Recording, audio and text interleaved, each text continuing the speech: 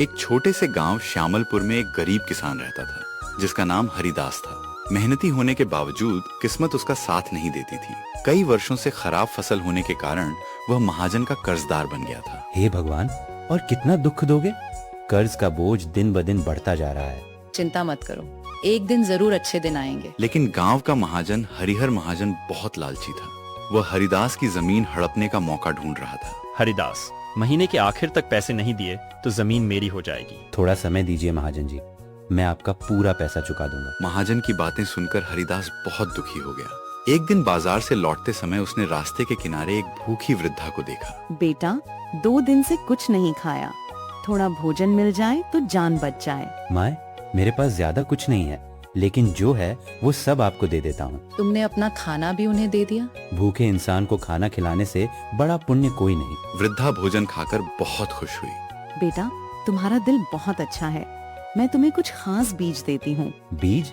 ये तो साधारण बीज जैसे दिखते हैं। इन्हें संभाल कर बोना, तुम्हारी किस्मत बदल जाएगी। इतना कहकर वृद्धा चली गई। हरिदास ने आश्चर्य के साथ उन बीजों को अपने खेत में बो दिया।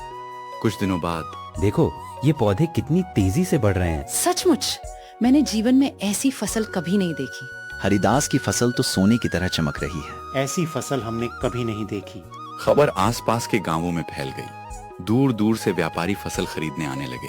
हरिदास, हम तुम्हारी फसल का 2 गुना दाम देंगे। धन्यवाद, मैंने सोचा भी नहीं था कि इतनी अच्छी कीमत मिलेगी। कुछ ही समय में हरिदास ने अपना सारा कर्ज चुका दिया। लीजिए महाजन जी, आपका पूरा पैसा। क्या इतनी जल्दी? हाँ, भगवान की कृपा से। लेकिन इससे महाजन का लालच और बढ़ गया। अगर मुझे ये बीज मिल जाएं, तो मैं बहुत अमीर बन जाऊंगा। एक रात हरिहर महाजन चुपके से हरिदास के घर के पास पहुंचा। मैं ये बीज चुरा लूंगा। कौन है वहाँ? नहीं, मैं तो बस टहल रहा था। सब समझ गए कि महाजन की नीयत ठीक नहीं थी। अगले दिन गांव की सभा बुलाई गई। महाजन जी, क्या आप सचमुच बीज चुराने गए थे? मैं हमने अपनी आंखों से देखा है। हरिदास हमेशा ईमानदार रहा है, आप गलत कर रहे हैं। महाजन बहुत शर्मिंदा हुआ, लेकिन उसका लालच अभी खत्म नहीं हुआ था। कुछ दिनों बाद महाजन ने फिर एक चाल चली। उसने नकली बीज बनाकर बाजार में बेचना शुरू कर दिया। क्या ये बीज हरिदास के बीज जैसे हैं? बिल्कुल, इनसे भी वैसी ही फसल होगी। बहुत से लोगों ने वे बीज खरीद लिए, लेकिन फसल नहीं उगी। हमारे साथ धोखा हुआ है। गुस्से में लोग महाजन के घर के सामने जमा हो गए। मुझे माफ कर दीजिए, मैं लालच में अंधा हो गया था।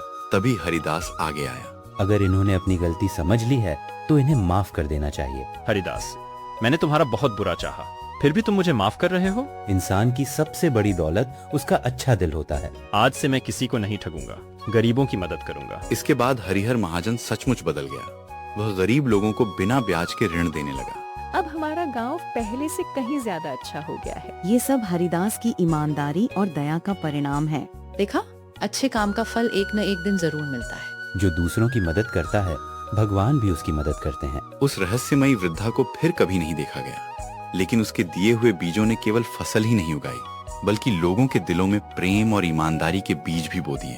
और इस तरह गरीब किसान हरिदास ने अपनी ईमानदारी, मेहनत और दयालुता से न केवल अपनी जिंदगी बदली, बल्कि पूरे गांव का भविष्य भी बदल दिया।